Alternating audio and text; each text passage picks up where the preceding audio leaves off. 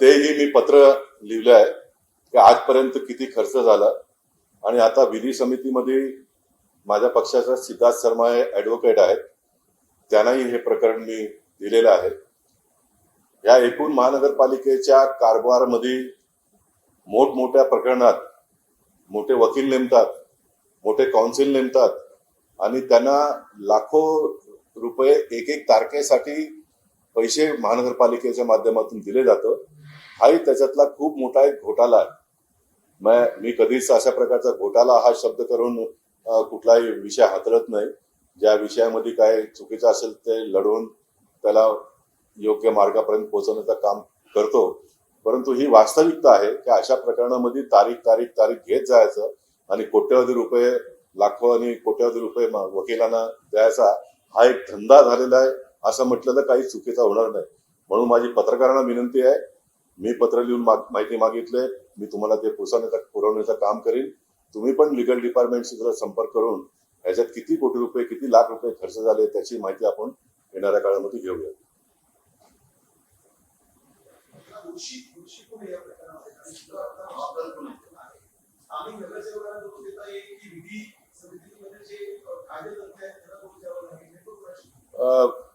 याच्यामध्ये दोषी कोण तुम्ही मला डायरेक्ट विचारलं तर एकदा प्रकरण कोर्टात गेल्यानंतर निश्चित लॉ डिपार्टमेंट दोषी आहे. आता टाउन प्लॅनिंग स्कीम मध्ये काही बदल होणार नसेल तर पहिल्याच तारखेला आमच्या वकिलांनी न्यायालयाच्या समोर हे मांडलं पाहिजे का बा ह्याचं रिझर्वेशन बदलणार नाहीये, रिझर्वेशन हे राहणार आहे. तर आपण केस चालवूया, हे प्लॉट डेव्हलप करायला आम्हाला परवानगी द्या. म्हणजे प्लॉट डेव्हलप झाला असता, लोकांना वापरायला मिळालं असतं. आणि जर जमीन मालकावरती कोणत्याही प्रकारचा अन्याय झाला असता तर ते कोर्ट सांगेल त्याप्रमाणे त्यांना मोबदला आपल्याला देता आला असता. ह्याच्यामध्ये लॉ डिपार्टमेंटची फार मोठी चूक आहे. ज्या वकिलांनी कोर्टात ही लढाई लढली त्यांची चूक आहे असं मी स्पष्ट म्हणेन. पण 18 वर्ष झाले ना, 1, 2, 4 वर्ष झालेली नाही, 18 वर्ष झाले.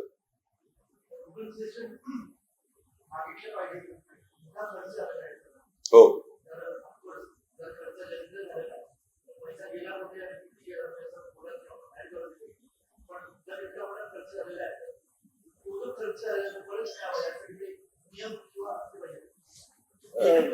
असे वकिलांसाठी झालेला खर्च कधी परत मिळत नाही, आजपर्यंत इतिहास नाहीये. कारण वकील आपण नेमतो, वकील तिकडे कोर्टात जातो, उभा राहतो, तारीख पडली का त्याला परत जावाच लागतो. परंतु ह्या तारखेच्या मागे खूप मोठा घोटाळा आहे. तारीख जितका पडणार तितका वकिलाला पैसा द्यावा लागतो आणि जितका पैसा देतात त्याच्यामध्ये अनेक लोकांचा हित संबंध गुंतलेला असतो.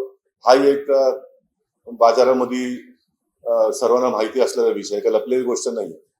आणि म्हणून ह्याच्यामध्ये खूप मोठा अनियमितता आणि कॉर्पोरेशनचे पैसे नको त्या पद्धतीने लॉ डिपार्टमेंटने खर्च केलेला आहे. त्याचा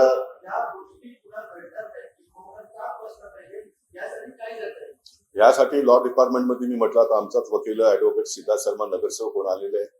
एकदा लॉ डिपार्टमेंटमध्ये हे सिद्ध झालं काही चुकीच्या पद्धतीने सर्व झालेलं आहे तर एकदा ठपका बसला तर मग पुढे येणाऱ्या काळामध्ये कसं काम करायचं त्याची एक गाईडलाईन तयार होते आणि थोडी भीती निर्माण होते. तर नक्की त्याच्यामध्ये बदल होणार. शेवटी बघा, आता मी माझा सरकार आहे म्हणून गप्प बसलो तर मला जेवढा नॉलेज 35 वर्षाचा आहे, आता काल निवडून आलेले नगरसेवक किंवा आमदारांना नाहीच आहे ना, नसणार.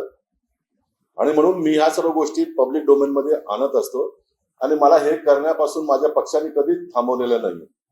माझ्या पक्षाने मला कधीच थांबवलेलं नाही. बाबा हे कशाला तुम्ही सरकार आपला असताना हे सर्व मुद्दे घेता म्हणून. सरकारची सुद्धा इच्छा हीच आहे की चुकीच्या करणाऱ्या लोकांना रेकॉर्डवर आणायलाच पाहिजे, हे सरकारचंच मत आहे.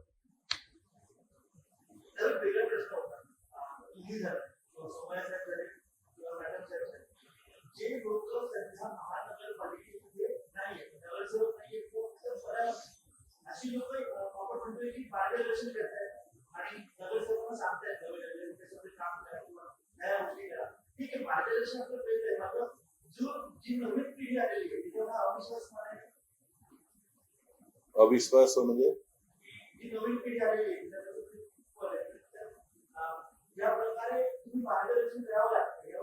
हो, मार्गदर्शन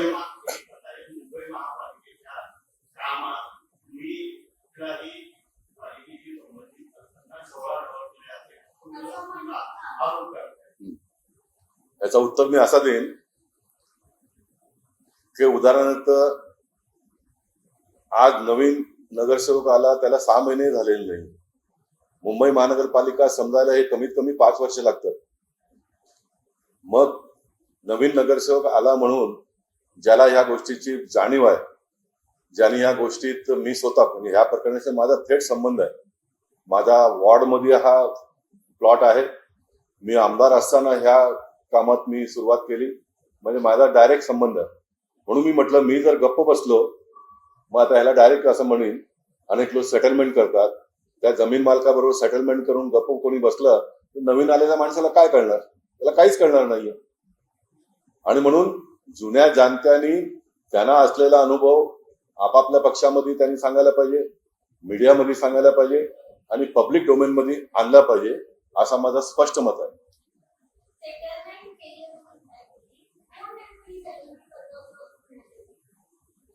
सेटलमेंट केली असं मी ह्यासाठी म्हणतो, मी 18 वर्ष हे प्रकरण हँडल करतो आणि मी गप्पच बसलो तर that is a second part, सेटलमेंटच ना. मी गप्प बसलो, नगरसेवकाला कळणार नाही, नवीन आमदाराला कळणार नाही, आणि जुने जे लोक कोर्टात भांडतात, कोर्टातही कशा पद्धतीने सर्व केस हँडल केले जातात हे कुठल्या वकीलनी सांगण्याची आवश्यकता नाही, तर न्यायाधीशांनी सांगितलेलं आहे. आणि कोर्टातून एकदा जजमेंट येऊन, फॉर एक्झाम्पल तुमच्या माहितीसाठी मी सांगतो, वीर सावरकर जो मी डेव्हलप केलं, वीर सावरकरच्या मूळ मालकाने कोर्टात केस टाकलेली, आणि मी वीर सावरकर डेव्हलप केल्यानंतर त्याचा जजमेंट आला आणि तो जजमेंट त्या मालकाच्या बाजूने आला. आणि मी जर वीर सावरकर डेव्हलप केलं नसतं तर 7 एकरचा भूखंड मुंबई महानगरपालिकेच्या हातातून गेला असता. फॉर एक्झाम्पल ते खालच्या कोर्टाने दिलं होतं जजमेंट, महानगरपालिका हायकोर्ट सुप्रीम कोर्ट पर्यंत गेली असते. महापालिका असं कुठला प्लॉट सोडत नाही. परंतु जर आपण लोकांनी लक्ष घातलं नाही तर अशा प्रकारचा जजमेंट आणि अशा प्रकारचे निर्णय सुद्धा या मुंबई शहरात झालेला आहे. आणि म्हणून जे जुने जाणते आहेत त्या लोकांनी त्याचा अनुभवाचा फायदा त्या पक्षातल्या लोकांना, नगरजनांना वेळोवेळी द्यायला पाहिजे, असं माझं मत आहे.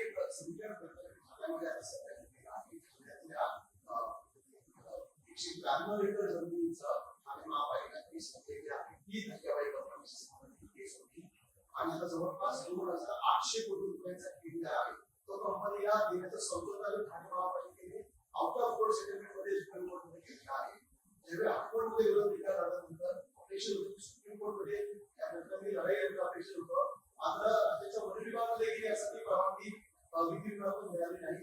ठाणे महापालिकेवर दोष व्यक्त केला जातो की नेमकं या प्रकरणात सेटलमेंट करण्याची गरज त्यामुळे 2,800 कोटी रुपयांचा पैसा आता खासगी कंपनी देण्याची का नाही? एक तर ठाण्याचा विषय आहे आणि ह्या विषयाची मला जाणीव नाहीये, म्हणून ह्यावरती भाष्य करणं बरोबर नाहीये. तरी सुद्धा काय कागदपत्र हातात आलं तर त्याच्यावरती भाष्य करता येईल, परंतु तो माझा ज्युरिडिक्शनच नाहीये, टू बी व्हेरी फ्रँकली. आता मी काय आमदार खासदार सुद्धा नाहीये. हा विषय मी हाताळत होतो म्हणून मी या विषयावर आज बैठक घेतली आणि तुमच्याशी मी हितगुज करते.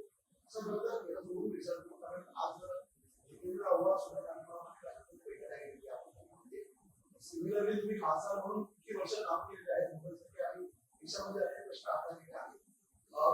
विशेष करून ज्यावेळी उच्च न्यायालयात एखाद्या जमिनीबद्दल आपल्याला विचार जातो, एखाद्या स्थानिक स्वराज्य संस्थेने इतका मोठा निर्णय घेण्याची गरज होती का तुम्हाला वाटते ना की सुप्रीम कोर्टमध्ये जाऊन या प्रकरणी लढाई लढायची आवश्यकता होती? कारण 50 वर्षापासून ते प्रकरण लढलं जात होतं आणि अचानक हा प्रकरण एक आउट ऑफ कोर्ट समजवलं झालेला आहे.